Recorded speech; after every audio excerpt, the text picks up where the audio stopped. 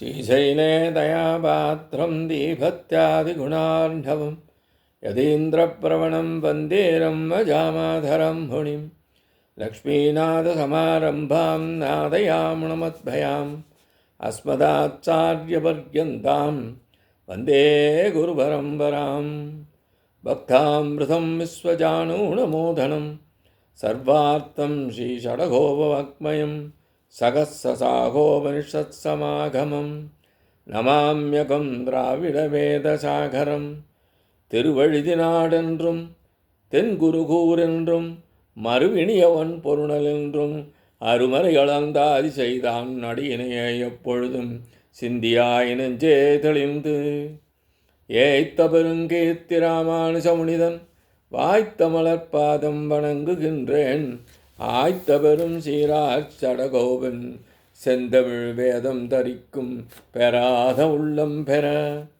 எம்பெருமான் திருவுருளாலே ஆச்சாரியன் அனுகிரகத்தாலே கடந்த பல தினங்களாக நம்மாழ்வார் அருளிச் செய்த திருவாய்மொழியினை நாம் அனுபவித்து வருகிறோம்.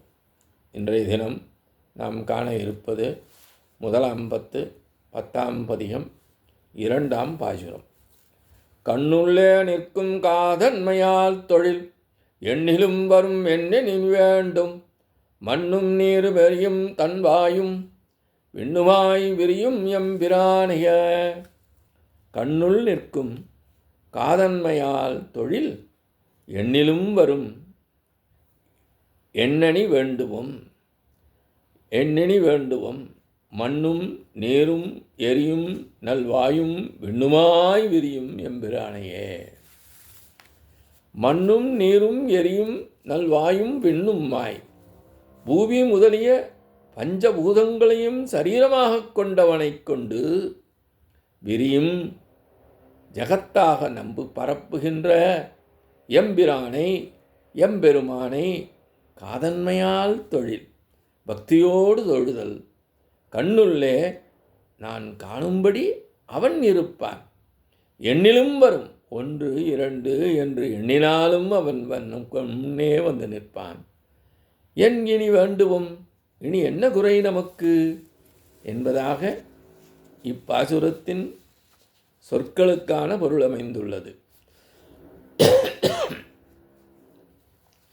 இனி பாசுரத்தின் முழு விளக்கத்தை நாம் அனுபவிப்போம். பூமி, தண்ணீர், அக்னி, காற்று மற்றும் ஆகாயம் என்ற பஞ்சபூதங்களை தனது சரீரமாக கொண்டு எங்கும் பறந்து விரிந்து நிற்கும் சர்வேஸ்வரனை மிகுந்த பிரியத்துடன் வணங்கினால் அவன் தன்னை வணங்கியவர் கண்களில் எப்பொழுதும் வந்து நிற்பான். 1, 2 என்று நீங்கள் எண்ணினாலும் அவன் வந்து நிற்பான். சர்வேஸ்வரனின் தன்மை இப்படியாக உள்ள பின்னர் நமக்கு அவன் செய்வது வேறு ஏதும் உண்டோ? ஏதும் இல்லையே. இதைத் தவிர வேறு என்ன வேண்டும் நமக்கு?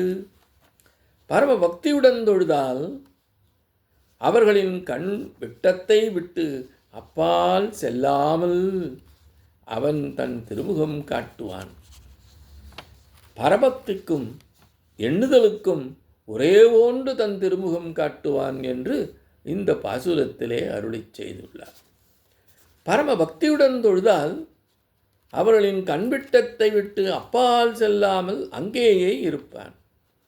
தன்னைத் தவிர வேறு எங்கும் செல்லாமல் தொழுதபடி இருந்தால் தானும் அவர்களை விட்டு விலகிச் செல்லாமல் எங்கும் செல்லாமல் அவருடைய கண்விட்டத்திலே அகலாமல் இருப்பான் என்கின்றார் ஆழ்வார். வாதங்கள் செய்யும் பொழுது கடம் படம் ஈஸ்வரன் என்று உதாரணம் கூறுவர். கடம் படம் ஈஸ்வரன் என்று உதாரணம் கூறுவர்.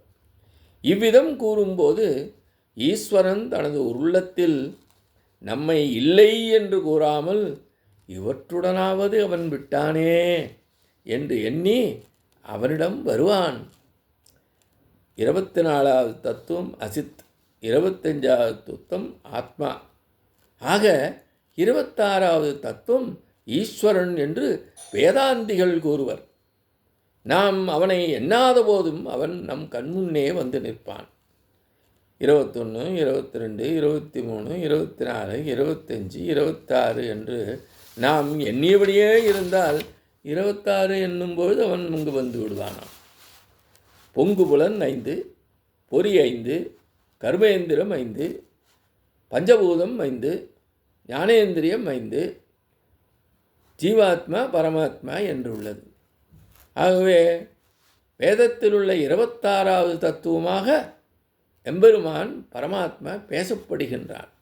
ஐம்புலன் என்றால் பார்த்தல், கேட்டல், முகர்த்தல், சுவைத்தல், தொடுதல். ஐம்பொறி கண், காது, மூக்கு, வாய், மெய். கர்மேந்திரியம் வாக்கு, கைகள், கால்கள், உடற்கழிவை வெளியே தள்ளும் உறுப்புகளான குதம் மற்றும் சிறுநீர் குழாய்கள், பிறப்புறுப்புகள். ஐம்பூதம் பூமி, தண்ணீர், அக்னி, காற்று, ஆகாயம். ஞானேந்திரியம் ஒளிக்கான உறுப்பு, தொடுவதற்கான உறுப்பு, பார்வதற்கான உறுப்பு, சுவைப்பதற்கான உறுப்பு, முகர்வதற்கான உறுப்பு. இப்படி 5 ஐந்துகள் 25 ஆகிற்று. அதனால்தான் இங்கே 26வது தத்துவம் எம்பெருமான் பரமாத்மா என்று கூறுகின்றார்.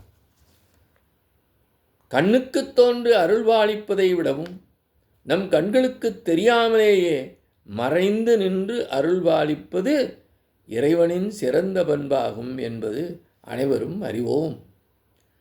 பொங்குபுலன் 5, பொறி 5, கர்மேந்திரம் 5, பூதங்கள் 5, ஞானேந்திரம் 5, ஜீவாத்மா பரமாத்மா என்றுள்ளது. நான் பல பொருள்களாக விரிகின்றேன் என்பது வேதவாக்கியம். அதுவே கடைசி அடியிலே பேசப்படுகிறது. தன்னைத் தவிர அனைத்து வஸ்துக்களும் தனது சங்கல்பத்தை பற்றினால் மட்டும் அவற்றின் இருப்பு என்பது உண்டாகும் என்று அவன் உள்ளபோது இந்த ஆத்மாவிற்கு என்ன குறை உண்டாகும் என்கின்றார். நான் பலவாக விரிவேன் என்பதற்கேற்ப மலர்ந்து நிற்பான் எம்பிரான், அதாவது எனக்கு உதவி செய்துவிட இருப்பான் என்கின்றார் இப்பாசுரத்திலே ஆழ்வார் என்பதாக இப்பாசுர விளக்கம் அமைகின்றது. இத்தோடு இன்றைய காணொளியை செய்கின்றோம். எம்பெருமான் திருவடிகளே சரணம். நம்மாழ்வார் திருவடிகளே சரணம். எம்பார் திருவடிகளே சரணம்.